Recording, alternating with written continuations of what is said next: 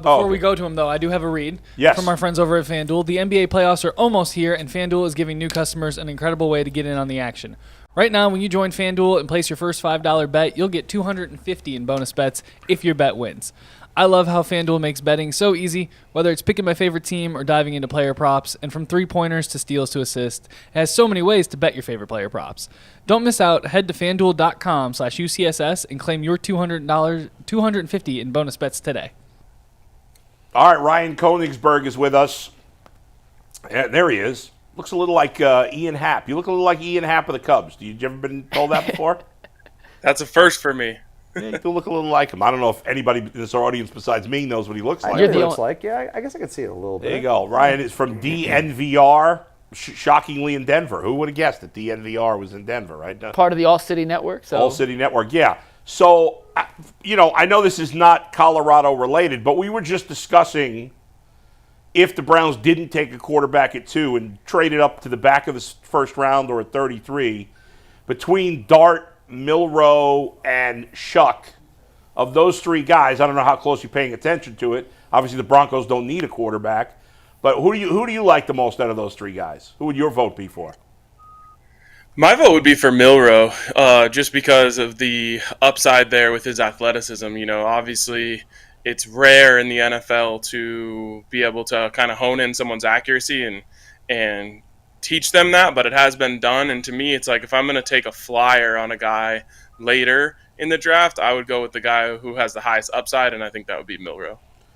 I agree with him. I agree. I think if you had to start them today, you'd rather start the other two guys over Milroe. Like if I had to start Week 1, Milroe, Shuck, or Dart, Milroe's the last guy I would choose. Yeah, he won't be ready for day one, but that's okay. It doesn't mean you still can't use him in the offense in a variety of ways. I mean, put the football in the kid's hands as a rookie, no problem. Exactly. And Milroe might also have the lowest floor of the three guys potentially because he could just be a total nothing. He'd be a runner, yeah. But his potential upside, even if it's not a high percentage, is I think higher than these other guys. He's probably not going to be Lamar Jackson. No. But it's crazy. I remember when Lamar came out, and these were the conversations people were having about Lamar Jackson, denigrating all of his arm talent, and he gets to the league, and now he's been a 2-time MVP. But he was way more accomplished in college. Fine, I totally get that. But I get what Won the Heisman, all those things. But I'm just saying, there is that certain level of upside, and to Ryan's point, I mean, he will be the most athletic player on the field, and you put the football in his hands at every play, like that, you got a chance with that. That's right. So he's a unicorn, and Lamar was a unicorn, and another unicorn in the draft is but now the guy. It's unfair to compare him to Lamar. It's too much pressure on him. But go ahead. But another guy who is doing things that we haven't seen before, similar to the likes of what Lamar did coming out of college, is Travis Hunter, who is now at least the most commonly mocked player going to the Browns at number 2. And Ryan, you covered him for the last 2 years up in Colorado. We're going to talk a lot about the nuances of what he does, but in your opinion, is Travis Hunter a better receiver or a better cornerback? Wow, it's the age-old question there. I'll say this, and maybe this is dodging the question a little bit. I think that he is more valuable at the receiver position because as a opponent, you don't get to dictate how involved in the game he is. If you put him at corner, and this is what happened a lot of the times, during Colorado football games, is the other team just looks away from him. And eventually that's going to happen with him in the NFL. Now, maybe people want to test him early in his career if he was on that side of the ball. To me, you put him on offense because he's so electric, he's so dynamic. His ability to make catches like the one, on the screen right now and the hundreds more that he made during his career is just really, really special. He's up there with anyone I've ever seen in terms of his ability to track and attack the football in the air. And so I'm not going to allow my opponent to say, we're not letting Travis Hunter get involved today. I put him on offense and make sure that he gets involved. And Ryan is right. I mean, it's that simple. It doesn't even matter if he's better at corner, unless there was a huge gap between the two, which there's clearly not. But if you say he's a 9.9 as a corner and he's a 9.5 as a wide receiver, it's a no-brainer that you make him a wide receiver. Now I think he should play both. He wants to play both. I would let him. But if I had to choose, to me, it's a no-brainer that he plays wide receiver. I saw you nod your head. You agree that they should let him play both if the Browns draft him? Absolutely. You have to at least try to use Travis Hunter in the way that he won the Heisman Trophy. I think you can get creative with it. That's my big thing. Is I just hope whatever team he goes to is willing to get creative and go outside of the box. Like, you've heard of a third down pass rusher. You've never heard of a third down corner. Like, maybe you can do that with Travis Hunter. Maybe you do bring him on the field in dime packages, nickel packages, whatever, and just allow him to do something that no one's ever seen before. That's what makes him so special. And so to me, if you're going to draft him in the top 5 of the draft, you have to at least give him a chance to be who he is. Yeah, I agree. If the Browns could get Hunter and Milroe, that's like my dream scenario if they don't take a quarterback at 2. You know what I'm saying? If they could, because all of a sudden then the Browns offense, which really has nothing right now, and all their good players are older and they're going to be moving on, like all of a sudden then you have 2 dynamic players with Hunter and Milroe. Am I crazy to think that'd be kind of a fun offense to watch potentially in the future? Yeah, absolutely. I think that you combine Travis Hunter with Jerry Jeudy, and you have 2 guys who create a lot of mismatches for whoever is going to be covering them, and in different ways. And so I think that if you're Jalen Milroe in that situation, you're really excited about how open your wide receivers should be on a play-to-play basis. The Milroe thing is just a little scary to me. Like, I'm sure we'll get to this, but like, if I were the Browns, as much as I love Travis, and I think that's the safe and easy automatic pick, if I were the Browns, I would take Shedeur. Okay. That's what I was going to ask about. So, Ryan. Make the case for Shedeur Sanders. I'm not sure there's been a player in this draft that has generated more conversation. It's been more polarizing for his name, for his tape, for the good, the bad, everything about Shedeur. It's pretty easy to say, I like him because X, and/or I don't like him because of X. You've covered him for 2 years. You've been in press conferences, up at practices and games. Give us your Shedeur Sanders scouting report and make the case for the Browns taking him at number 2. Yeah, I mean, from the moment that he got to Colorado, actually, I'll go before when he got to Colorado. The first time I watched his tape at Jackson State, I was blown away by his ball placement. And, back then the conversation was, is this guy going to be good enough to play at a high level at Power 5? And a lot of people thought the answer was no. And I just watched the way that he placed the football, and I was like, this is going to translate. Like, he has a gift for throwing that ball exactly where he wants it to go. And that's kind of a rare gift. The most accurate passer in college football history is Shedeur Sanders. And so that is the first thing that had me really liking his game. And then he gets to Colorado, and, I've been around the program for my whole life. I've never seen a player who prepares more intensely than Shedeur. I've never seen a player who takes his game so seriously. He is not about, the drinking and the partying and the smoke, any of that stuff. He's just about football. And I know that, obviously he takes the entertainer side of things from his dad and, enjoys the cars and all of that stuff. But really, when it comes to like his day-to-day life, he is all about ball. And so that, to me, makes him, the combination of all that, one of the more pro-ready quarterbacks that I've seen coming out. He's just so built for it when it comes to pressure situations, when it comes to toughness, when it comes to, understanding what it means to kind of like be the face of the franchise or the face of the program. All of that stuff, he's just so uniquely prepared for it because of his dad and because of the fact that he's always had that name across his back. So when you bring him in to be your quarterback and to be the face of your franchise, like, you're going to get a guy who has no learning curve in any of that.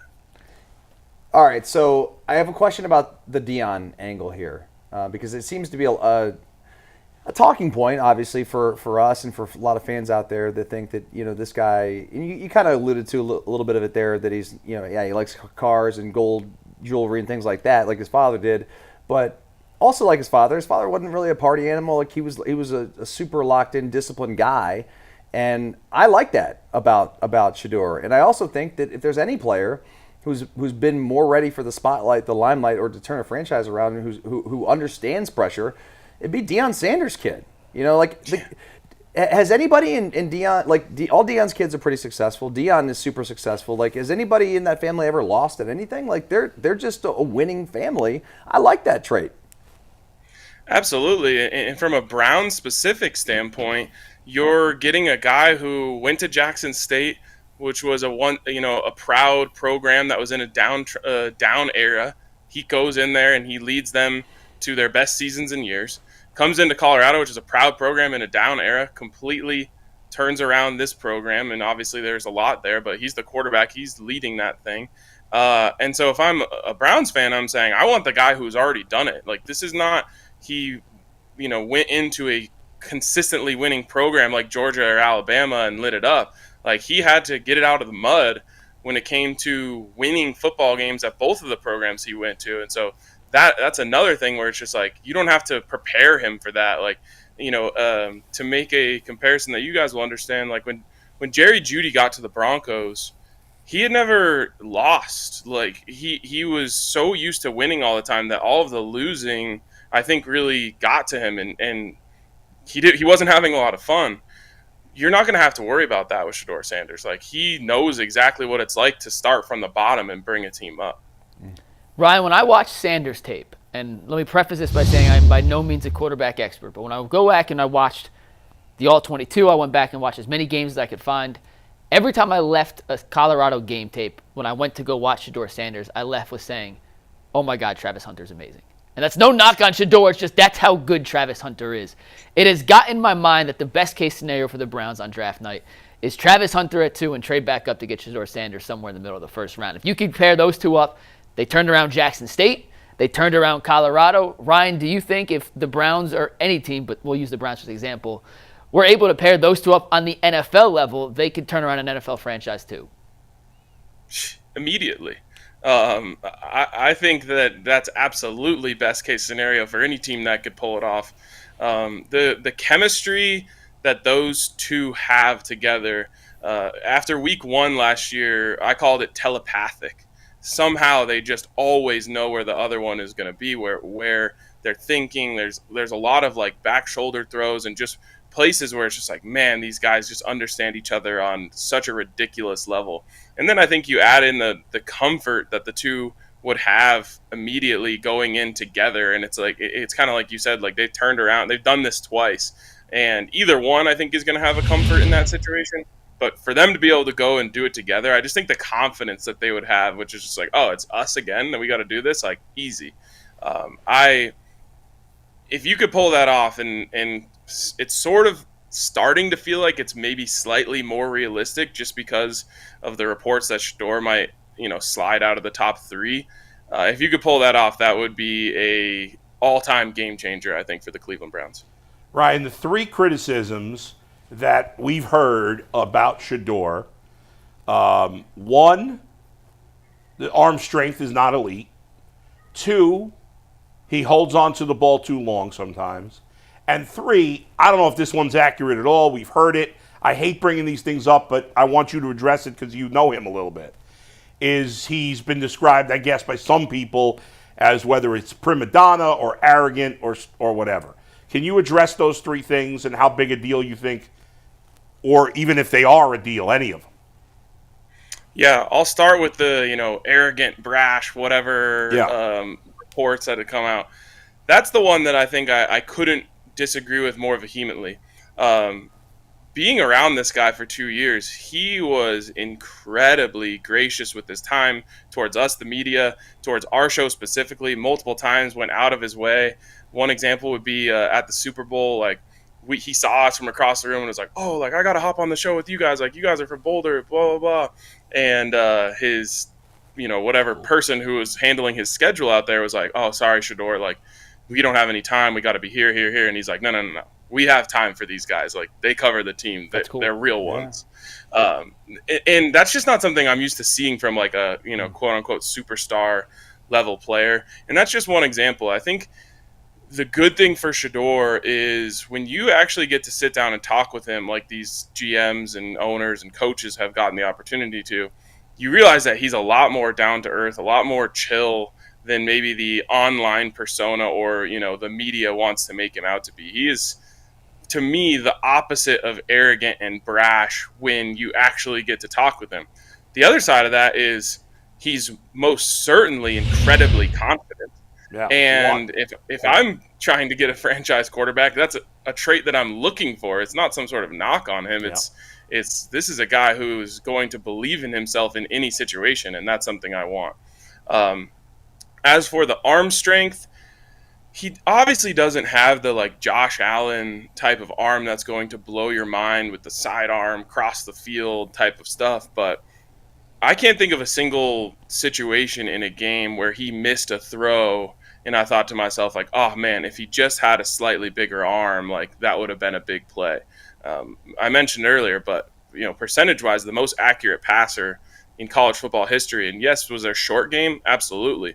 But he also has a highlight reel of dimes down the field on 9 routes. So, like, when it comes to blowing your mind with some cannon of an arm, he doesn't have that, but I think he has more than enough of the requisite arm strength to succeed. And again, going back to Jackson State, people didn't think that was going to translate to the Power 5, and it did. And I think the exact same thing will be true translating from there to the NFL. What was the third one you said?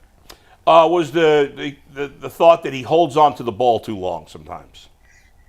To me, that would be my biggest criticism of him. But the other side of that coin is the situation that he was in. I think a lot of times he felt like he had to be the reason for Colorado to win a football game, and he was right most times. They had no running game. The offensive line was terrible 2 years ago and bad last year. And he just got in a mindset of, like, I have to make something happen. And I think that he got too into that mindset at times when he could have just, thrown it away or taken a shorter sack and moved on. But speaking of, highlight reel throws, you're looking at what's on the screen right now. Like, he did also make some of his biggest and best plays by getting out of the pocket, dodging a couple guys, and getting his eyes downfield. So it's a catch-22. I think you certainly have to coach him away from the making a bad play worse type of stuff. Mm-hmm. But you also are going to live with some of the, the kind of magic that he creates by dancing around in the pocket. Ryan, you just gave us a terrific insight into Shedeur as a person, not the player. What's kind of Travis Hunter like underneath the helmet? If all reports seem like he's kind of the ideal kid you want to bring into an organization, but I don't know Travis from you. It's the first time we've met. What is Travis like with the media and how he's just kind of as a person? Yeah, he's very different with the media, and I just think it's because it's not his thing. It's not like he was ever disrespectful or anything like that. I was actually talking to someone at Pro Day, and they were saying, like, man, there's some people that feel like he doesn't take enough stuff seriously, or he's not about this or that and the other. And what I told them is Travis Hunter doesn't care about anything if it doesn't directly impact winning. If it does directly impact winning, he cares about it a lot. And it's really one of the few things that he's all that interested in. It's, hanging out, fishing, and playing football and winning football games. And he's just really rare. Honestly, like, Shedeur is the only other one that I've seen like that, where it's like he didn't live anywhere near campus.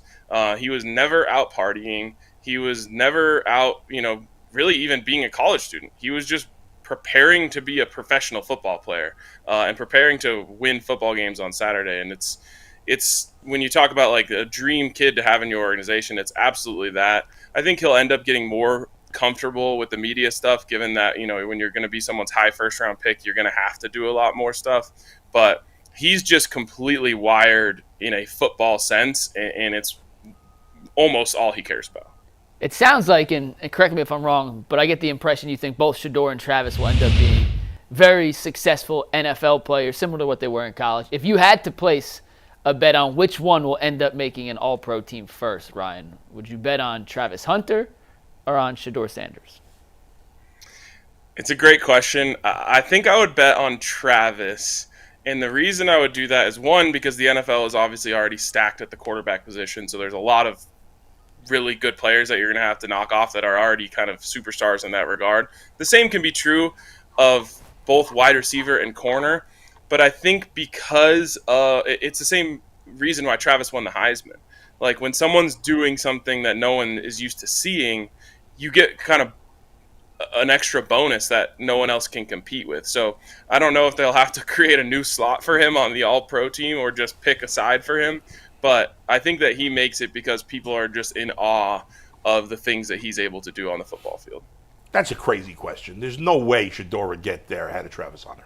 I should have asked who would be a star quicker. Maybe the All-Pro accolade was not the proper framing of the question, but I think the answer still works. Go ahead. Hey, Ryan, Deion has had this amazing run at Jackson State and obviously now at Colorado, but he's had all these guys with him the whole time. What are the Buffaloes going to do? Like, what is the status of the team? I know they just got Marshall Falk as the running back coach, and I'm still seeing them going viral and all these things. But who are the star players? Do they have any star players? Yeah, it's kind of a new chapter in the coach primary, and it's exciting here because I think for the first time the aggregate roster is really strong. When they got here, they had to turn everything over. I mean, they took a 1-11 team, had to completely flip it just to be competitive. That was a team that lost games by an average of 30 points a game. So they go 4-8 in that first year. Last year, bring up the aggregate talent quite a bit, but they were still very reliant on stars. This year is, I think, the first year that they're going to have a good football team. Now, how is it going to compare to losing two guys who could go top 5 in the draft? I'm not sure. The stars, honestly, are going to be emerging, but they got a 5-star freshman quarterback named Julian Lewis who is really special. They also got a transfer quarterback in Caden Salter from Liberty who did a lot of great things at that level. So those two are battling it out to be the quarterback. And then they just have an insane group of talent in the wide receiver room that multiple guys are going to bust out. I would say Omarion Miller is a really high candidate for me to be the next star. Jalen Miller, who actually worked out with Shedeur at Pro Day as a true freshman, or I guess he finished his true freshman season, but he's still a freshman in college. He's going to be a star. So it's going to be fun to see. I think for the first time they're going to be a lot more balanced on offense because they have no choice. There's no Shedeur Sanders safety net to just kind of get you through games. And I think you're going to see a balanced, good football team out on the field. Ryan, both Ohio and Colorado are represented on the worst franchise in sports list. Here we have the Browns. There you have the Rockies. Which is the worst franchise, the Browns or the Rockies? My goodness. I would have to say the Rockies, and I would actually agree, believe it or not. Yeah, I would say it by quite a wide margin. The Rockies are a complete mess. The ownership is not interested in winning at all. Nope. They have a really, really cool bar that happens to have an entire baseball stadium at it, and they love that. They get 30,000 people to come in there and have some drinks and have a good time in Denver when the weather's beautiful, and they're just printing money off of that. There's no one around here who has any hope for the Rockies getting any better under the current ownership. No. And it's a shame because when they were the Blake Street Bombers, I mean, they didn't ultimately, win a title, but they were fun to watch, and they were in the playoffs, and they were competitive. I mean, that was great. Now they're disgusting. They're like the White Sox. I mean, they're the National League's White Sox, basically. It's horrible. Anthony, wrap it up with I know you got a Nuggets question. Yeah, I just have to ask, what's the mood in Denver today after the Nuggets implode a week before the playoffs? And fire their whole team. Yeah, shock, I think, is the big mood. The Nuggets actually play tonight on ESPN, so I think there's actually like a little bit of excitement just to see, is this going to work? Because, this isn't the reason they fired the guys, but I think the reason they fired them now is a last-ditch Hail Mary. Can we reclaim the vibes with 3 games left in the season and try to get some positive momentum heading into, the playoffs? It's like you've seen teams in normal parts of the season fire their coach and get like a little boost. And there's just like a sliver of hope that maybe this team gets a little boost from the changes. But no one obviously saw that coming yesterday. And people are still kind of going through it a little bit. Mike Malone is the winningest coach in Nuggets history, the only coach to ever hoist the Larry O'Brien trophy. So, like, he was loved around here. He had some great, like, one-liners that everyone latched onto. And obviously things have kind of gone south this season, but I think it's a little bit of, like, sad for Mike Malone, and then a little bit of, okay, well, let's see what, David Adelman can do with this team. Ryan, great insight, man. We appreciate it. You gave us a lot to chew on here with 15 days to go before the draft. Are people all in on Bo Nix? I know he had a great year, but are you a full believer in him being a franchise quarterback? Yes, around here we call it a Bo lever. Okay. And, yeah, I'm in. I'm totally in, and especially alongside Sean Payton. I think that he, the combination of those two, I have a lot of confidence that Sean's going to continue to put him in advantageous positions. And what's really impressive is the Broncos don't really have much skill position talent. They need traded away Jerry Jeudy. Why? Jerry Jeudy hadn't done anything before last year. Yeah, that was the most impressive part. Was Sean Payton went to the playoffs with a rookie quarterback with no running game and, one legitimate weapon on offense. Yeah. I mean, they have as little skill position talent as anybody, so it was impressive. They got to get better around them. Ryan, great stuff, man. We appreciate it. We'll talk to you again. All right, anytime, guys. Yeah.